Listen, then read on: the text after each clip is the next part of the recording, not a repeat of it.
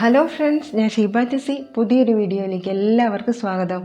ഇന്ന് ഞാൻ ചോറിൻ്റെ കൂടെയെല്ലാം കഴിക്കാൻ പറ്റിയ എളുപ്പത്തിൽ തയ്യാറാക്കാനും സാധിക്കുന്ന നല്ലൊരു തോരൻ്റെ റെസിപ്പി ആയിട്ടാണ് വന്നിട്ടുള്ളത്.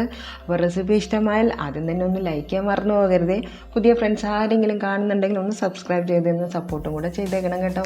അപ്പോൾ തോരൻ ഉണ്ടാക്കാനായിട്ട് ഞാൻ എടുത്തിരിക്കുന്നത് പച്ചക്കായാണ്. നമ്മളിവിടെ പൊന്തങ്കായ എന്നൊക്കെ പറയും. നേന്ത്രക്കായ കൊണ്ട് നമുക്ക് ഇതേപോലെ തോരൻ തയ്യാറാക്കിയെടുക്കാൻ സാധിക്കും. തൊലിയെല്ലാം കളഞ്ഞ് ഇതുപോലെ കനം കുറച്ച് നീളത്തിൽ അരിഞ്ഞെടുത്തിട്ടുണ്ട്.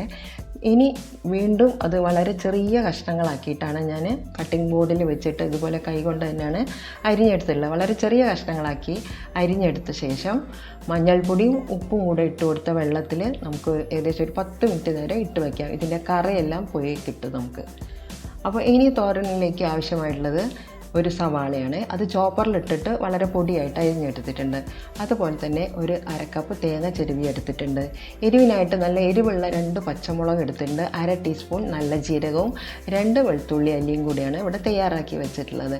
അപ്പോൾ നമ്മൾ ഇവിടെ ചെറിയ ജീരകവും വെളുത്തുള്ളിയും പച്ചമുളകും തേങ്ങയുടെ കൂടെ ഇട്ട് മിക്സിയുടെ ചെറിയ ജാറിൽ ഒന്ന് തരിതരിപ്പായിട്ടാണ് നമ്മൾ അരച്ചെടുത്ത് കൊണ്ടുവരുന്നത്. 1-2 പ്രാവശ്യം ഒന്ന് വെറുതെ ഒന്ന് പൾസ് ചെയ്ത് കൊടുത്താൽ മതി. അപ്പോൾ തേങ്ങ ചേർത്ത് കൊടുക്കാം. കൂടെ തന്നെ ചെറിയ ജീരകം നല്ല ജീരകം 1/2 ടീസ്പൂൺ എടുത്തിട്ടുണ്ട്. പിന്നെ 2 വെളുത്തുള്ളി അല്ലിയും 2 പച്ചമുളകും പിന്നെ കൂടെ തന്നെ ഒരു 1/2 ടീസ്പൂൺ മഞ്ഞൾപ്പൊടിയും കൂടെ ഈ തേങ്ങയുടെ കൂടെ തന്നെ ഇട്ടിട്ട് ഒന്ന് നമുക്ക് പൾസ് ചെയ്തെടുത്തിട്ട് വരാം. അപ്പോൾ ഇത് പെട്ടെന്ന് തന്നെ തരിതരിപ്പായിട്ട് അരച്ചെടുത്ത് ഞാനിവിടെ കൊണ്ടുവന്ന് വെച്ചിട്ടുണ്ട്. അടുത്തതായിട്ട് നമുക്ക് ഒരു കടായി അടുപ്പത്ത് വെച്ച് കൊടുക്കാം. ഒരു 1.5 ടേബിൾ സ്പൂൺ വെളിച്ചെണ്ണ ഒഴിച്ചു കൊടുത്ത് 1/2 ടീസ്പൂൺ കടുകും 1/2 ടീസ്പൂൺ ഉഴുന്നുപരിപ്പും 2 വറ്റൽമുളകും കൂടെ കട്ട് ചെയ്ത് ഇട്ട് കൊടുക്കാം. കൂടെ തന്നെ ഒരു പിടി കറിവേപ്പിലയും കൂടെ ഇട്ട് കൊടുത്ത് നമുക്കിതൊന്ന് വഴറ്റിയെടുക്കാം. സാധാരണ എല്ലാ തോരനും നമ്മൾ ഇതുപോലെ തന്നെയാണല്ലോ സ്റ്റാർട്ട് ചെയ്യുന്നത്. അപ്പോൾ അതേപോലെ തന്നെ ഇതെല്ലാം ഒന്ന് മൂത്ത് വരുമ്പോഴാണ് നമ്മൾ ഇനി അതിലേക്ക് പൊടിയായിട്ട് അരിഞ്ഞു വെച്ചിട്ടുള്ള സവാള ചേർത്ത് കൊടുക്കുന്നത്. അപ്പോൾ സവാള ഇതിലേക്ക് ഇട്ട് കൊടുത്ത് നമുക്ക് ഇതുപോലെ ഒന്ന് വഴറ്റി കൊടുക്കാം. അപ്പോൾ സവാളയൊക്കെ നന്നായിട്ടൊന്ന് വഴന്നു വരാൻ വേണ്ടിയിട്ട് നമുക്ക് ഇതുപോലെ ഇടയ്ക്കിടയ്ക്ക് ഇങ്ങനെ ഒന്ന് ഇളക്കി കൊടുത്തോണ്ടേ ഇരിക്കണം. വല്ലാത്ത ബ്രൗൺ കളറൊന്നുമായിട്ട് വരണ്ട, ഒന്ന് മീഡിയം ഒന്ന് വഴന്ന് ഒന്ന് സോഫ്റ്റായിട്ട് വന്നാൽ മതി. അപ്പോൾ ഇതുപോലെ ഒന്ന് വഴന്ന് വരുമ്പോൾ നമുക്ക് ഇനി ഇതിലേക്ക് ഞാൻ ഒരു 1/4 ടീസ്പൂൺ കാശ്മീരി മുളക് പൊടി കൂടെ ചേർത്ത് കൊടുക്കുന്നത്. എരിവിനായിട്ടില്ല, ഒരു കളറിന് വേണ്ടി മാത്രമാണ് ചേർത്ത് കൊടുത്തത്. ആ ക്ലിപ്പിങ് എൻ്റെ അടുത്ത് നിന്ന് പോയതാണ്. കാശ്മീരി മുളക് പൊടി 1/4 ടീസ്പൂൺ ഇട്ട് കൊടുത്ത ശേഷം അതുകൂടെ ഒന്ന് മൂത്ത് വരുന്നപ്പോൾ നമ്മൾ അരിഞ്ഞ് വെച്ചിട്ട് വെള്ളത്തിലിട്ട് വെച്ചിരിക്കുകയാണല്ലോ പച്ചക്കായ, അത് ആ വെള്ളത്തിൽ നിന്ന് ഊറ്റിയെടുത്ത ശേഷം വെള്ളമില്ലാതെ നമ്മൾ ഇതിലേക്ക് കടായിലേക്ക് ചേർത്ത് കൊടുക്കണം. ഇനി അതൊന്ന് ചെറുതായിട്ടൊന്ന് പരത്തി ഇട്ട് കൊടുത്തിട്ട് അതിന് മുകളിലായിട്ടാണ് ആ തേങ്ങയുടെ അരപ്പ് ഇട്ട് കൊടുക്കുന്നത്. ഇനി ഈ സമയത്ത് ഇതിലേക്ക് പാകത്തിനുള്ള ഉപ്പും കൂടെ ചേർത്ത് കൊടുക്കാം.